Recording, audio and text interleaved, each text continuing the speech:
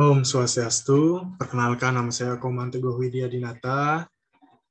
Saya mahasiswa Universitas Pendidikan Ganesha dengan NIM 2015-09-1073, Prodi Sistem Informasi, Fakultas Teknik dan Kejuruan.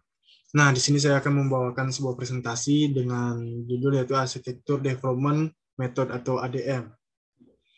Baik, saya akan mulai presentasi ini. Yang pertama, apa sih itu ADM? Arsitektur Development Method atau ADM merupakan metodologi logik dari TOGAF yang terdiri dari 8 fase utama untuk mengembangkan dan pemeliharaan teknikal arsitektur dari organisasi. ADM membentuk sebuah siklus yang relatif untuk keseluruhan proses antara fase dan dalam tiap fase di mana pada tiap-tiap interaksi keputusan baru harus diambil. Nah, selanjutnya, keputusan tersebut dimaksudkan untuk menentukan luas cakupan enterprise level, kerincian target waktu yang ingin dicapai, dan aset arsitektural yang akan digali dalam enterprise continue. Nah, ADM ini merupakan metode yang umum sehingga jika diperlukan pada praktiknya, ADM dapat disesuaikan dengan kebutuhan spesifikasi tertentu, misalnya digabungkan dengan framework yang lain, sehingga ADM menghasilkan arsitektur yang spesifik terhadap organisasinya. Untuk selanjutnya, yaitu ADM juga merupakan metode yang bersifat genetik dan mudah diterapkan berdasarkan kebutuhan banyak organisasinya, baik organisasi industri ataupun industri akademik, ya contohnya seperti perguruan tinggi dan yang lainnya. Nah, secara singkat dan secara jelas ada 8 fase di dalam ADM. Yaitu fase-fasenya adalah yang pertama ada yaitu fase A, yaitu arsitektur vision, dan yang kedua ada fase B, bisnis arsitektur. Yang ketiga ada fase C, information system arsitektur. Yang keempat ada teknologi arsitektur atau fase D. Yang kelima ada opportunity dan solution atau fase E. Yang keenam ada fase F atau migration planning. Dan yang ketujuh ada fase G atau implementation governance atau tata kelola. Fase H yaitu arsitektur change management. Nah, kita masuk ke dalam materi fase. Nah, di sini ada fase preliminary atau framework and principles, yaitu merupakan fase persiapan yang bertujuan untuk mengkonfirmasi komitmen dari stakeholder, penentuan framework, dan metodologi detail yang akan digunakan pada pengembangan EA. Selanjutnya yaitu ada fase A. Kita sudah masuk ke fase A, yaitu arsitektur vision.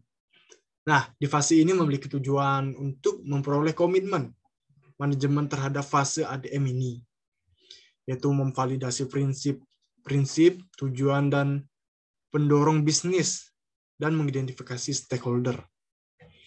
Baik, untuk selanjutnya yaitu fase B, yaitu bisnis arsitektur, yaitu di bisnis arsitektur ini ada dua contoh atau dua tujuan untuk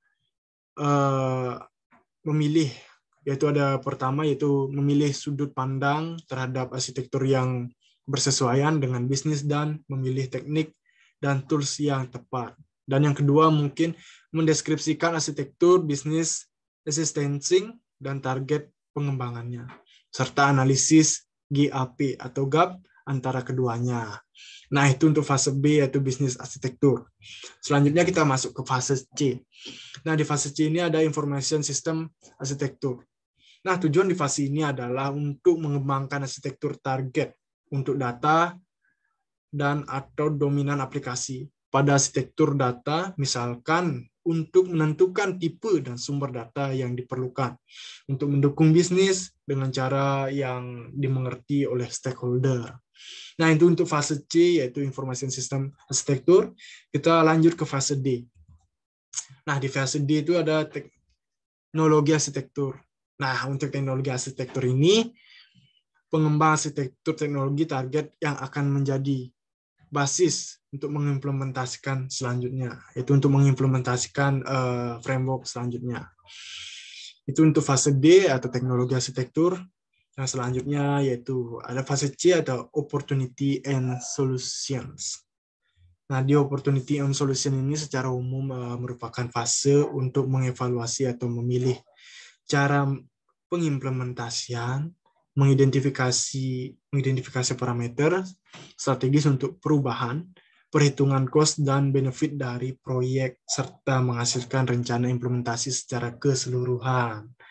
Itu untuk fase E, yaitu opportunity and solution. Nah, kita masuk ke fase F, yaitu migration planning. Nah, di fase ini juga bertujuan untuk mengurutkan atau mengimplementasikan proses berdasarkan prioritas, dan daftar tersebut akan menjadi bisnis sebagai rencana detail implementasi dan migrasi. Baik, selanjutnya untuk fase G yaitu implementation governance atau tata kelola. Nah, di fase ini yaitu merupakan tahapan memformulasikan rekomendasi untuk setiap implementasi proyek, membuat kontrak arsitektur yang akan menjadi acuan implementasi proyek, serta menjaga kesesuaian dengan arsitektur yang telah ditentukan sebelumnya. Itu untuk fase G, yaitu implementation governance atau tata kelola. Kita selanjutnya akan masuk ke fase H atau fase yang ke-8, yaitu arsitektur change management. Nah, ini pada fase akhirnya. Nah, pada fase akhir ini diharapkan berbentuk skema proses manajemen perubahan arsitektur.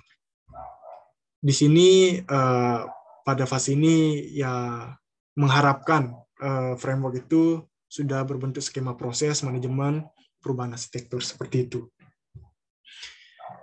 Baik, untuk yang terakhir mungkin ini requirements management, yaitu bertujuan untuk menyediakan proses pengelolaan kebutuhan arsitektur sepanjang fase pada siklus ADM, mengidentifikasi kebutuhan enterprise, menyiapkan lalu memberikan kepada fase yang relevan, seperti itu. Oke, sekian dari presentasi saya. Mungkin jika ada kesalahan kata, mohon dimaafkan. Saya hanya manusia biasa, saya tidak luput dari kesalahan-kesalahan yang lainnya. Baik, sekian dari presentasi kami. Saya tutup dengan Param Santi. Om Santi, Santi, Santi. Om. Terima kasih.